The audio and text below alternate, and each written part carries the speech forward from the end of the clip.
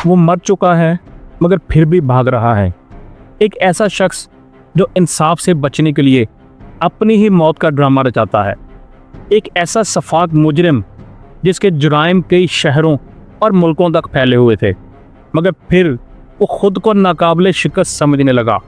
उसे यकीन हो गया था कि वो दुनिया को धोखा दे सकता है, लेकिन जब माजी दरवाज़ा खटखटाता है तो बाज़ औक़ात मुर्दे भी जवाब देने पे मजबूर हो जाते हैं।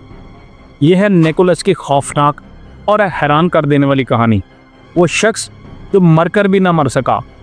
आप सोच रहे होंगे कि आखिर उसने अपनी मौत का ड्रामा क्यों रचाया, तो आइए आपको बताते हैं। निकोलस की कहानी का आगाज़ एक घिनौने जुर्म से हुआ। एक रात उसने एक औरत पर हमला करने का फैसला किया, मगर पकड़ा गया और पुलिस ने उसे गिरफ्तार कर लिया। लेकिन ये उसकी दरिंदगी की इंतहा नहीं, अभी इब्तदा थी। रिहाई के बाद वो यूटा, जो अमेरिका का एक इलाका है, वहाँ मुंतकिल हो गया और उसी साल वहाँ एक और ख़ातून पर हमला करने का उस पर इल्ज़ाम लगा। फिर कुछ ही अरसे बाद उसने मुबैना तौर पर तीसरी औरत को भी अपनी दरिंदगी का निशाना बनाया। मगर ये सिलसिला यहाँ भी नहीं रुका। उसके बाद वो रोड आइलैंड चला गया, जहाँ 4 मुख्तलिफ ख़वातीन ने उसके ख़िलाफ़ शिकायत दर्ज कराई। उनमें से एक ने तो उसके ख़िलाफ़ रिस्ट्रेनिंग ऑर्डर भी हासिल कर लिया था। निकोलस का ख़वातीन के साथ सलूक नहायत घटिया था और वो मुतअद्दिद बार गिरफ्तार भी हुआ, मगर हमेशा किसी न किसी तरह सज़ा से बच निकलता। ऐसा लग रहा था कि कानून कभी भी उसे काबू नहीं कर पाएगा। यहाँ तक कि वो यूटा के तफ्तीशकार जो हैं, वो भी ऐसा इक़दाम उठाते हैं कि निकोलस की जो दुनिया है वो हिला के रख देगा। तफ्तीशकार पुराने और ज़ेरे इल्तवा जो रेप किट्स के जो केसेस हैं उसको उठाते हैं और डीएनए टेस्ट करने लगते हैं उनके, और अंदाज़ा लगाएं उन डीएनए टेस्ट की जो रिपोर्ट्स आती हैं वो किससे मैच होती हैं, निकोलस से। अब वो कानून के शिकंजे में आने के करीब था। यूटा के इन्वेस्टिगेटर्स उसे हर हाल में पकड़ना चाहते थे, मगर वो पहले ही कई रियासतें बदल चुका था। उसे पकड़ना मुश्किल होता जा रहा था, इसलिए उसे यूटा के इंतहाई जो मोस्ट वांटेड क्रिमिनल्स हैं उस लिस्ट में डाल दिया जाता है। जैसे ही निकोलस को इसकी खबर मिलती है तो वो चालाकी दिखाता है। वो अमेरिका से फरार हो जाता है। इस बार उसने अपनी पनाह बरतानिया में ढूंढी और वो वहाँ ब्रिस्टल में जाके बसता है। कई साल बाद निकोलस की ज़िंदगी में एक नया मोड़ आया। उसने एक अच्छी और भोली भाली खातून से मुलाकात की और कुछ ही अरसे बाद उसे शादी कर ली। मुबैना तौर पे निकोलस ने अपनी गिरफ्तारियों और मुजरमाना माजी के बारे में अपनी बीवी को कुछ नहीं बताया था। बरतानिया में कोई नहीं जानता था कि वो असल में कौन है और उसका माजी कितना ख़तरनाक है। मुल्क बदला, लेकिन निकोलस की फितरत नहीं बदली। कुछ ही अरसे बाद उसने अपने रिश्तेदारों के नाम पर 22 क्रेडिट कार्ड्स खोल लिए। जब उन्हें हकीकत का मालूम हुआ तो उन्होंने फ़ौरन FBI को इतला दी। अब FBI निकोलस के पीछे थी। FBI निकोलस को वायर फ्रॉड के इल्ज़ाम में ढूंढ रही थी और हर मुमकिन तरीके से उससे रब्ता करने की कोशिश कर रही थी। निकोलस को जैसे ही एहसास हुआ कि कानून की गिरफ्त उसके करीब आ रही है, वो घबरा गया। इस घबराहट में उसने अपनी ज़िंदगी की सबसे बड़ी चाल चली।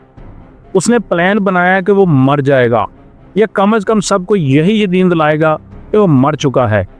वो सोचता है कि अगर मैं मर जाऊं तो वो सज़ा किसको देंगे, इसलिए मैं इस तरीके से बच सकता हूं। यही सोचकर उसने प्लान पर अमल करना शुरू किया और मकामी न्यूज़ चैनल से रब्ता करता है और उन्हें बताता है कि निकोलस कैंसर के बाइस इंतकाल कर चुका है। बल्कि उसने तो न्यूज़ चैनल से ये भी दरख्वास्त की कि वो उस मौत की जो खबर है उसको नशर भी करें। जब चैनल्स वालों ने उससे पूछा कि आप अपना तारफ़ करवा दें, तो निकोलस ने बताया कि वो निकोलस की बीवी वो रही है। यानी जुर्म करने में वो इतना माहिर था कि खातून की आवाज़ में वो बात कर रहा है और न्यूज़ चैनल्स वालों को कतई तौर पे मालूम नहीं हुआ। उससे भी ज़्यादा देखें कि उसने अपना ताज़ीती नोट भी खुद लिखा और उसको शाया करवाया, जिसमें दावा किया गया कि निकोलस एक जानलेवा बीमारी के बायस दुनिया से रुखसत हो गया और उसकी राख समंदर में बहा दी गई। ये चाल हैरत अंगेज तौर पे कामयाब हो गई। इस खबर के बाद अमेरिका में उसके जानने वाले अफसोस में डूब गए। कुछ मुकामी न्यूज़ चैनल्स ने उसकी मौत की खबर चला दी और निकोलस एक बार फिर कानून की नज़र से गायब हो गया। इस दौरान निकोलस और उसकी बीवी ने नई शुरुआत करने का फैसला किया। उन्होंने ग्लासगो मुंतकिल होने का फैसला किया। उनके लिए सब कुछ ठीक चल रहा था। लग रहा था कि निकोलस ने वाकई सबको बेवकूफ़ बना दिया है, मगर फिर किस्मत ने एक पलटा खाया। अचानक निकोलस को कोविड हो गया। हालत इतनी बिगड़ गई कि उसे हॉस्पिटल दाखिल करवाना पड़ा। लेकिन अब एक नया मसला खड़ा हो गया था।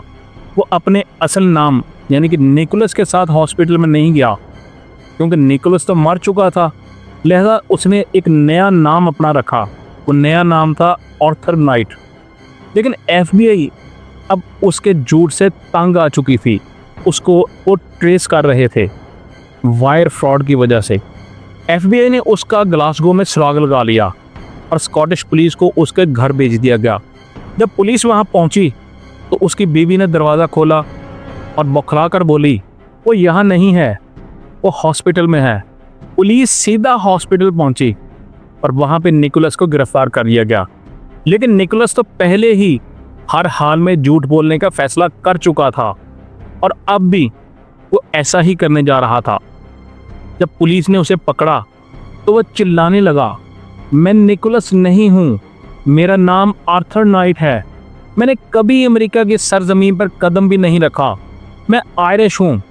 वो एक जाली यानी फेक जो बरतानवी लहजा है उसमें बोलने की कोशिश कर रहा था, मगर पुलिस के पास FBI की जानिब से भेजे गए नाकाबिले तरदीद सबूत मौजूद थे।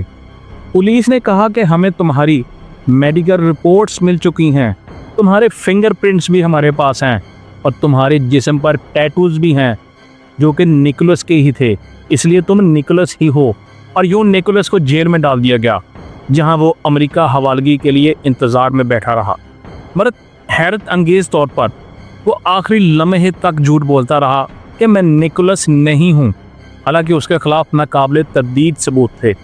फिर निकोलस ने एक नई चाल चली। उसने अचानक दावा कर दिया कि वो शदीद बीमार है।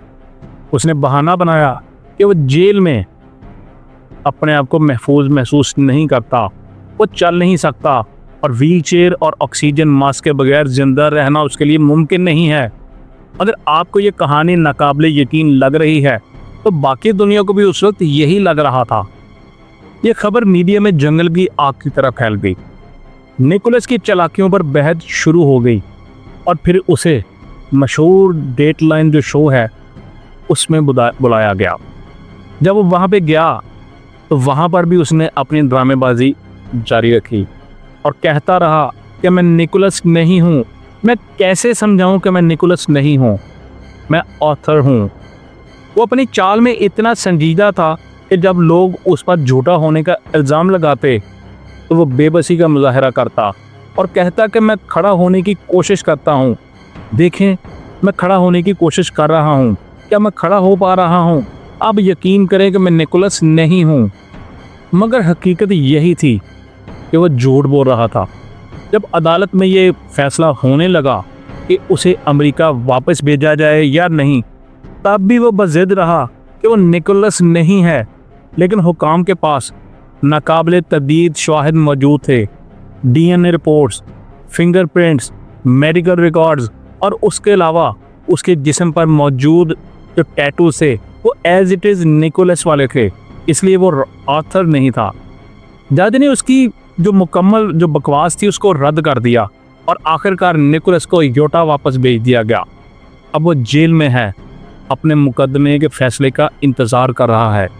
लेकिन कहा यह जाता है कि वो जेल में भी यही ड्रामा कर रहा है कि मैं निकोलस नहीं हूँ।